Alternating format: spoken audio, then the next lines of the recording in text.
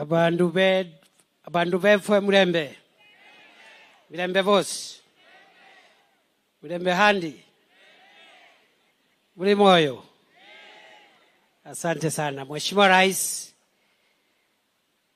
uniruhusu kabla sijanena jambo moja ama mawili, nitambue officers wa national government, PSS, CEOs of parastatals, chairmen and board members of parastatals and other senior government officials.